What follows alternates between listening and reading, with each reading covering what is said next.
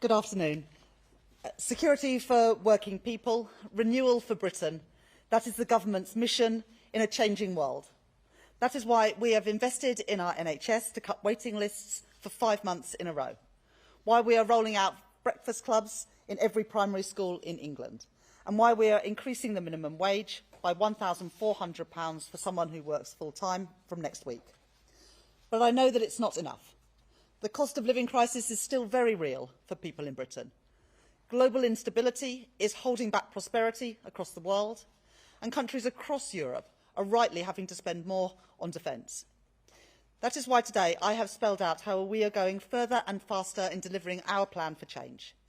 We are strengthening our nation's defences with £2.2 billion as a further down payment on our plans to deliver defence spending worth 2.5% of GDP by April 2027. We are seizing the opportunities of a changing world with a commitment to make Britain a defence industrial superpower, to create jobs, prosperity and opportunity in every corner of Britain. And we are getting Britain building again, with our plans to build 1.5 million new homes. The plan for change is working. The Office of Budget Responsibility has today revised down economic growth for this year, but it has upgraded growth for next year and every year after that. The economy will be larger at the end of the forecast than predicted in October. Our planning reforms alone will add £6.8 billion to the size of our economy by 2029-30. And real household disposable incomes, the money in people's pockets, will rise by £500 a year per person on average. There are no quick fixes, no shortcuts to prosperity, but we have returned stability to our economy. We have brought back security for working people, and we are delivering national renewal. Thank you very much. Right, I think I'm taking some questions. I'll start with Faisal from the BBC.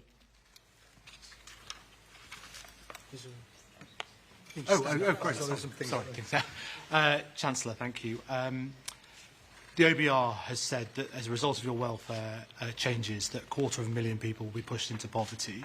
Is that a price worth paying for the rise in interest costs?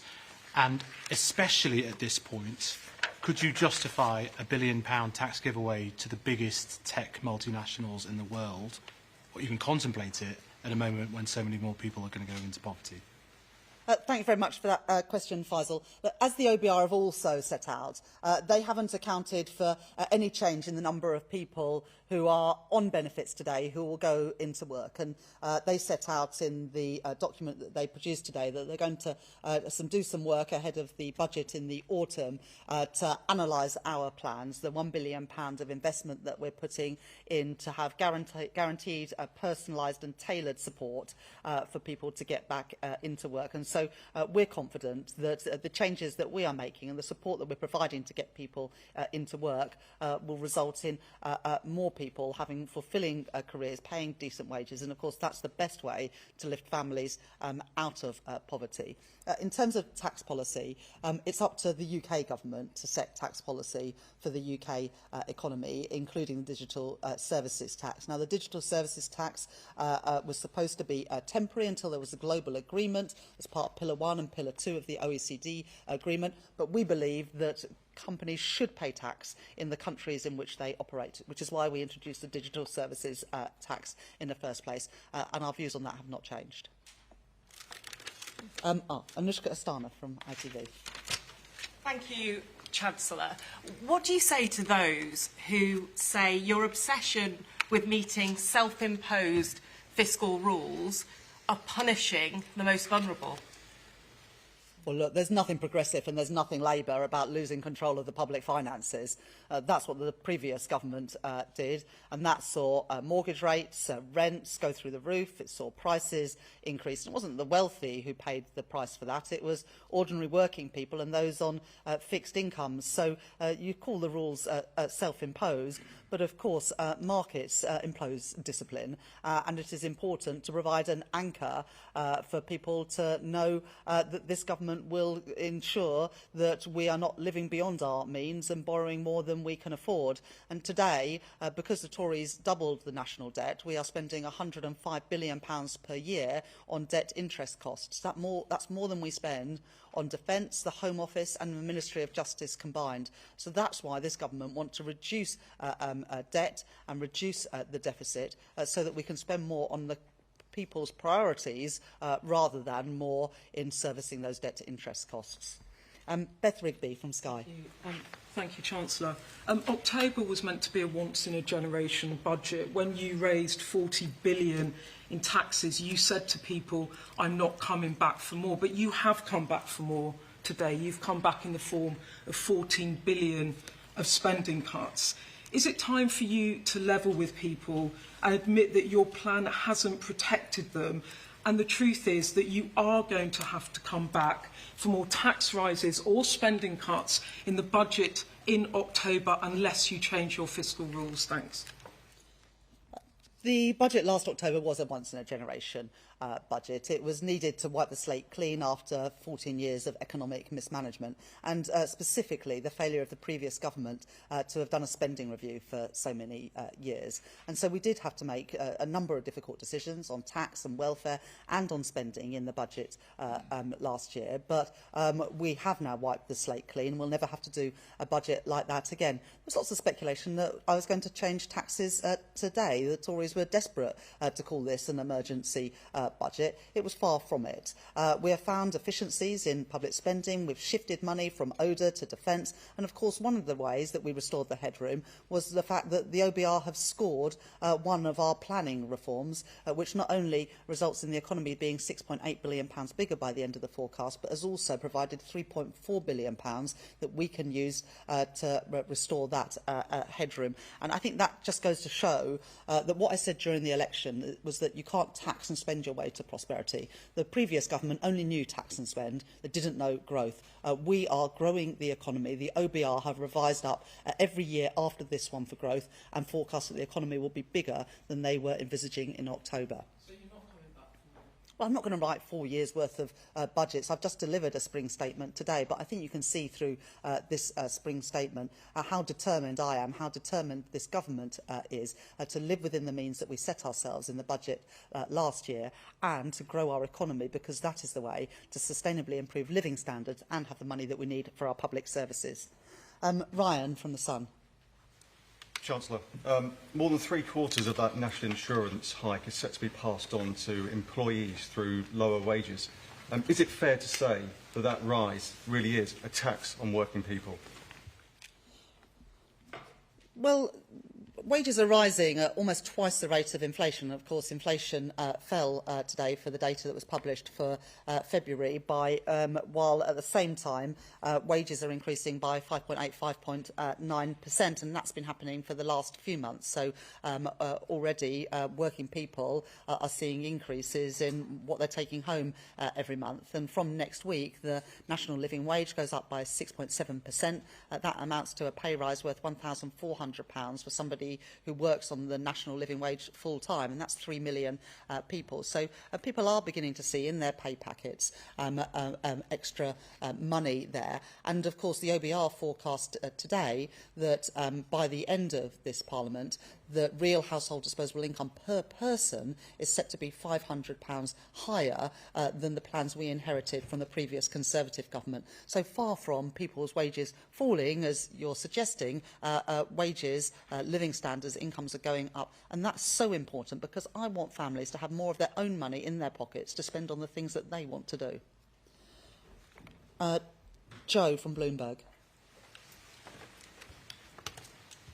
Chancellor, the IPS's Paul Johnson says that the £10 billion of headroom you've given yourself against your main fiscal rule leaves you once again at the mercy of events. So can you just talk us through why you didn't give yourself more headroom? And aren't we now going to face months of speculation about what taxes you might have to increase, and that would be bad for the economy?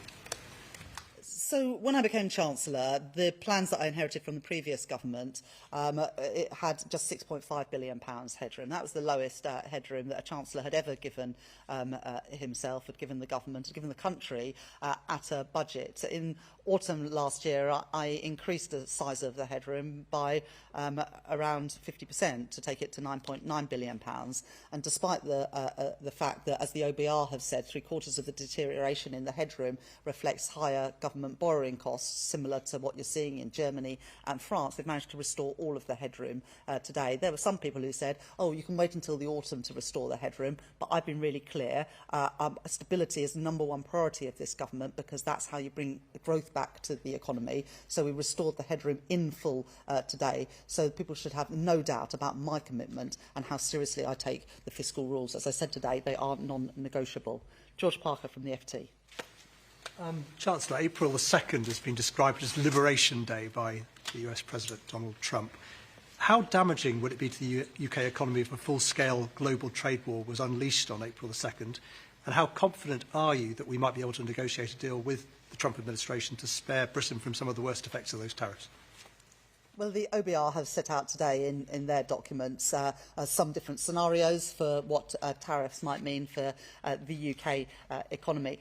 I think all of us were very pleased when our Prime Minister went to Washington just a few weeks ago to have those initial meetings with the US President. The last time Donald Trump was President of the United States, trade and investment flows between our two countries increased. 1 million British people work for American firms, and 1 million Americans work for British firms. So you can see how closely our economies are intertwined, and tariffs between our economies, increased tariffs between our economies, will damage both of our economies, and we'll continue to make make that case for free and open trade. And let's see where we get to in the next few weeks. But I recognise how important free and open trade is, not just with the United States, although they are our biggest single trading partner, but also with the EU. And that's why I'm pleased that the summit between the UK and the EU has been organised for May this year, because we also want better trade flows between us and our nearest neighbours in Europe, particularly to help small businesses who have been tied up in red tape since the botched Brexit deal that the previous government did. Right, got time for a couple of more questions. Lady there in the second row. Thank you, Chancellor. Jessica Frank-Hughes from City AM. The Office for Budget Responsibility has said the government's Trade Employment Rights Bill is likely to have net negative economic impacts on employment, prices and productivity. Are you concerned the ADR might downgrade the UK's growth forecast based on the bill? And what do you say to those who warn this goes against your efforts to get more people into jobs? As we grow the economy, we want ordinary working people to benefit, and that's why we are banning exploitative zero-hour contracts, fire and rehire, and also it's why we are increasing the national living wage, because we want to incentivise people to go into work, and for that work to offer the security and dignity that should come from employment. Now, the OBR haven't put anything in their forecast today about the Employment Rights Bill, because it's still working its way through Parliament, but we're confident that it will result in ordinary working people having more money in their pockets, but also having the security to spend that money, because they don't have to worry from week to week whether they'll be in work or how many hours they'll get. Lady there. Harriet Line, Daily Mail. Your welfare cuts will plunge 250,000 people into relative poverty, but at the same time you've accepted lavish freebies, including £600 tickets in a VIP box to watch Sabrina Carpenter. Do you regret accepting those tickets, and will you repay the money?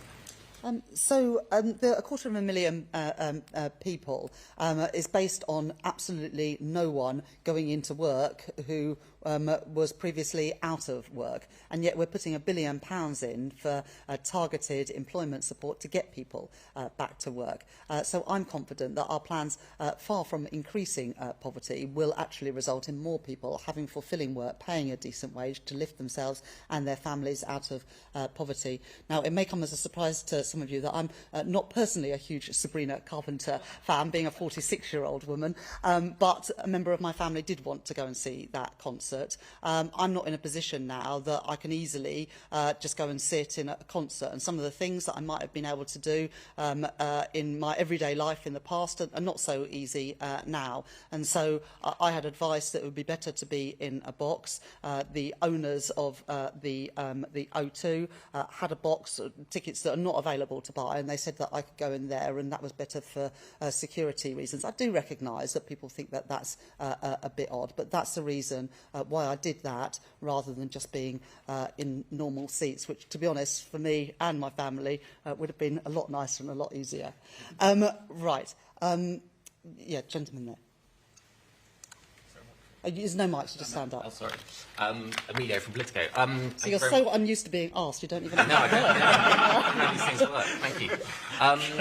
Yesterday, the government gave planning approval for the Lower Thames crossing.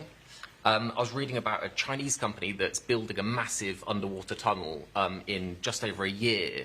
They've done the bit under the water already in about 110 days. Since you want to build stuff faster and get growth faster, why don't we ask these Chinese guys to come along and show us how it's done?